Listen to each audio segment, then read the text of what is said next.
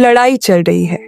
आगरा के पास शामूगढ़ की लड़ाई। कहा जाता है कि इस लड़ाई के फैसले ने यह तय किया कि हिंदुस्तान में राजशाही के रहते हुए एक आधुनिक किस्म की सोच आ सकती है या नहीं। लड़ाई दो शहजादों के बीच थी। एक शहजादा था जिसका लंबा वक्त किताबों के बीच, अलग अलग धर्मगुरुओं के बीच और अलग अलग धर्म के बीच एक रहस्यवादी एकता को खोजने में लगा हुआ था। ये वो मुगल शहजादा था जिसकी दिलचस्पी थी उपनिषदों के अनुवाद में। ये वो मुगल शहजादा था जो 20 लाख की सालाना वजीफा पाता था, जो कि किसी भी और दरबारी और राजकुमार के मुकाबले कहीं ज्यादा था। ये वो मुगल शहजादा था जो एक हाथी पर सवारी करके जंग के मैदान में पहुंचा था। उसके सिपाही उसके भाई औरंगजेब को मारने ही वाले थे कि सिपाहियों को लगा कि खुद हमारा नायक अपनी रणनीति को लेकर संशय में है। अभी यह सब कुछ चल ही रहा था कि औरंगजेब की सेना की तरफ से दागे गए एक बारूद के गोले ने अपना लक्ष्य हासिल किया। वो दारा सिकोह के हाथी के हौदे से जा टकराया था। दारा सिकोह घबरा गया और फटाफट हाथी से नीचे उतर आया। सैनिकों को समझ में आ गया कि आगरा से एक बड़ी फौज को लेकर जिसने कूच किया है वो बहादुर तो नहीं है, भले ही कुछ और हो, और वे सैनिक उल्टे पांव लौट पड़े। उनका मकसद इंतजार करते नगर को नए विजेता का नाम बताना नहीं था, बल्कि मकसद था दारा शिकोह के महल को लूटने का। उधर औरंगजेब था जिसने अपनी लड़ाई को इस्लाम की लड़ाई में तब्दील कर दिया था। बाकायदा उसने अपने खत में लिखा, अगर मेरा भाई तख्त नशी हुआ तो हिंदुस्तान में मोहम्मद का धर्म दब जाएगा, बादशाहत बर्बाद हो जाएगी। मेरे पिता का शासन रहता तो उनके बुरे शासन के कारण ऐसा जरूर होता। इन्हीं वजहों से मैंने मजबूती से विरोध किया। दारा सिकोह भागा, एक अर्दली के साथ भागा, एक सरदार के साथ भागा, सिंध की तरफ भागा, लेकिन रास्ते में उसके साथ धोखा हुआ।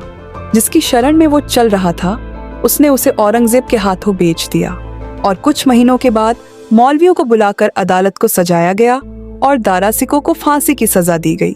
लेकिन सजा से पहले उसे कमजोर, मेले कुचैले से कपड़ों में लिपटाकर एक हाथी के ऊपर बिठाया गया और फिर यह जुलूस पूरी दिल्ली में निकाला गया ताकि हर कोई यह देखे कि पिछले कुछ दशकों से बादशाह शाहजहां का जो लाडला हुकूमत कर रहा था उसका हाल क्या है और नए मलिक औरंगजेब का राज कैसा होने वाला है।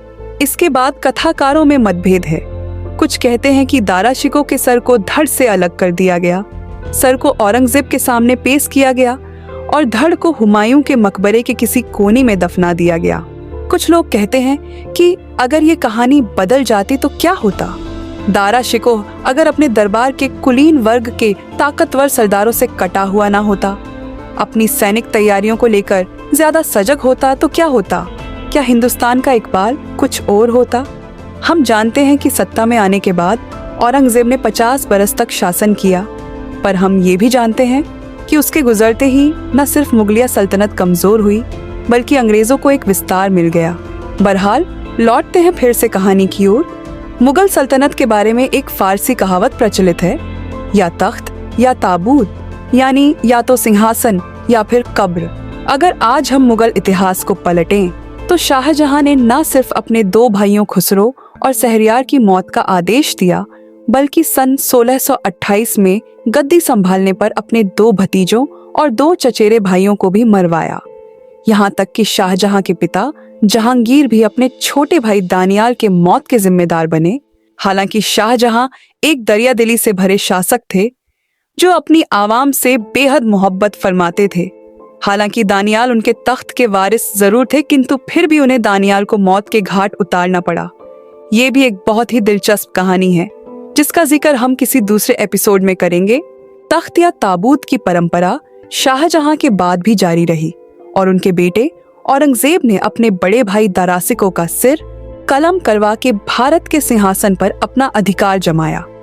दारा को तख्त और युद्धों में दिलचस्पी नहीं थी, इसी कारण वे युद्ध में सभी संसाधनों के बावजूद भी कमजोर पड़ गए और औरंगजेब के हाथों मारे गए। शाहजहां को दारा इतने प्रिय थे कि वो अपने वली अहद को हमेशा सैन्य अभियानों में भेजने से हिचकते रहे और उन्हें हमेशा अपनी आंखों के सामने दरबार में रखा। शाहजहां ने औरंगजेब को महज 16 साल की उम्र में फौज के साथ युद्ध के लिए दक्कन भेजा। मुराद बख्श को भी गुजरात भेजा जाता है और शाह सूजा को भी बंगाल की तरफ युद्धों में भेजा जाता है। किंतु इस सब के विपरीत शाहजहां अपने सबसे बड़े बेटे, सबसे अजीज शाह दारा को अपने दरबार में अपने साथ रखते थे।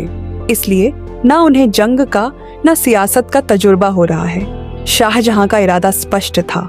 वे अपने अजीज दारा को ही अगला शासक नियुक्त देखना चाहते थे। 28 मई 1633 को जब दो हाथियों की लड़ाई एक दुर्घटना में तब्दील हो गई, वहां मौजूद औरंगजेब ने किसी तरह पागल हुए हाथी पर काबू कर लोगों की जान बचाई, बल्कि इसके विपरीत दारा दूर से ही खड़े देखते रह गए। कुछ इतिहासकारों का मानना है कि इस घटना ने हिंदुस्तान के तख्त पर औरंगजेब के दावे की नींव रखी। नादिरा बेगम से दारा शिकोह की शादी को मुगल इतिहास की सबसे महंगी शादी भी कहा जाता है। इस शादी में उस जमाने में 32 लाख रुपए खर्च हुए थे। इसी के विपरीत जब दारा औरंगजेब से हार जाते हैं तो दारा को एक कमजोर हाथी पर फटे हाल बैठाकर पूरी दिल्ली में घुमाया गया। दुनिया के सबसे अमीर राज परिवार का वारिस फटेहाल था। इसी के एक दिन बाद दारा शिकोह को मौत के घाट उतार दिया गया और आगे का प्रसंग आपका दिल दहला देगा। औरंगजेब ने न सिर्फ दारा का सर कटवाया, बल्कि आगरा में कैद अपने पिता शाहजहां को एक तोहफा भिजवाया जिसमें दारा का सर था, जिसे देखते ही शाहजहां की चीख निकल पड़ी।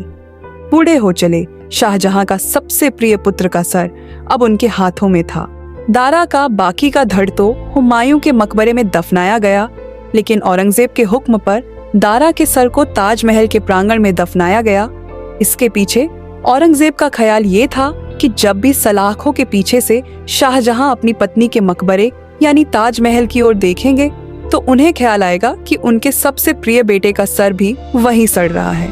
आज दारा शिकोह की मौत के 366 साल बाद मेरा आपसे सवाल है कि अगर उस युद्ध में दारा नहीं हारते तो आज भारत कैसा होता?